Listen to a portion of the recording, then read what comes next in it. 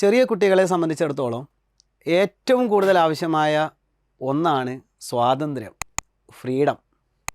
എന്നാൽ പഠനങ്ങൾ പറയുന്നത് ചെറിയ കുട്ടികളിൽ അവരുടെ കൊച്ചു പ്രായത്തിൽ ഏറ്റവും കൂടുതൽ അവർ കേൾക്കുന്നൊരു വാക്ക് നോ നോ നോ നോ, അഥവാ പാടില്ല, ചെയ്യരുത്, പോകരുത്, ഇരിക്കരുത് എന്നിങ്ങനെയുള്ള വാക്കുകളാണ് കൂടുതൽ കുട്ടികൾ കേട്ട് വളരുന്നത്.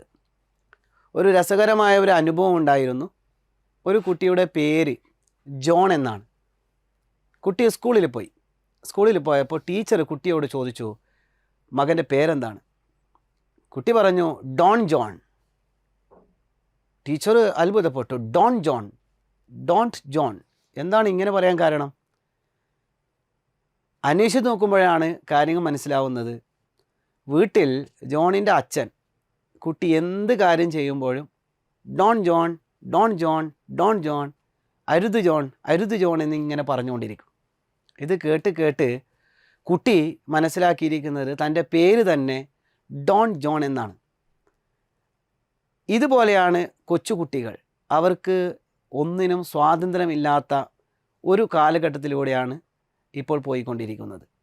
പ്രത്യേകിച്ചിട്ട് ഒരു കുട്ടി സ്വന്തമായി നടന്ന് അല്ലെങ്കിൽ നടക്കാൻ പഠിച്ച് അവർ തന്നെ അത് നടക്കാൻ പ്രാപ്തരാവേണ്ട സമയത്ത് അവർക്ക് നടക്കുന്നതിന് വേണ്ടി വാക്കർ മേടിച്ചു കൊടുക്കും രക്ഷിതാക്കൾ. അത് വീണ് പോകുമോ എന്ന് പേടിച്ചിട്ട്.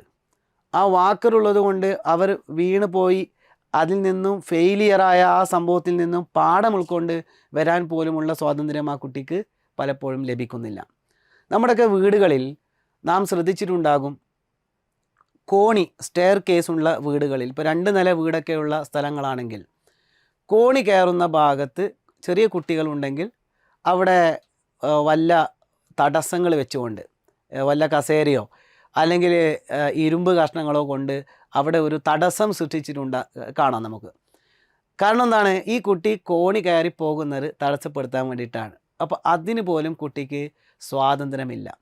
എന്നാൽ കുട്ടിയാണ് സ്വന്തമായി പല കാര്യങ്ങളും ചെയ്ത് അതിൽ നിന്ന് പല പാഠങ്ങളും ഉൾക്കൊണ്ട് അങ്ങനെ അവരുടെ ഒരു സ്വാതന്ത്ര്യത്തോടു കൂടി വളരാനുള്ള പൂർണ്ണമായ ഒരു അവസരം പലപ്പോഴും ഇന്നത്തെ വിദ്യാർത്ഥികൾക്ക് ലഭിക്കുന്നില്ല എന്നുള്ളതാണ്.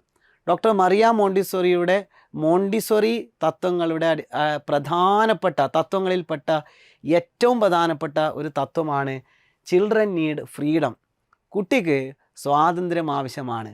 അവന് സ്വന്തമായി കാര്യങ്ങൾ മനസ്സിലാക്കി പഠിക്കാനും ചെയ്യാനും തെറ്റുകളിൽ നിന്ന് പാഠം ഉൾക്കൊള്ളാനും. കുട്ടി വീഴുന്ന സമയത്ത് ആ കുട്ടി അതിൽ നിന്നും പാഠം ഉൾക്കൊണ്ടുകൊണ്ട് അടുത്ത പ്രാവശ്യം അങ്ങനെ ചെയ്താൽ എനിക്ക് പ്രയാസങ്ങളുണ്ടാകും, ബുദ്ധിമുട്ടുണ്ടാകുമെന്ന് മനസ്സിലാക്കി അതിൽ നിന്ന് പാഠം ഉൾക്കൊണ്ടുകൊണ്ട് കാര്യങ്ങൾ നേടാനുള്ള ഒരു പ്രവണത അതിലൂടെ ഉണ്ടാകും.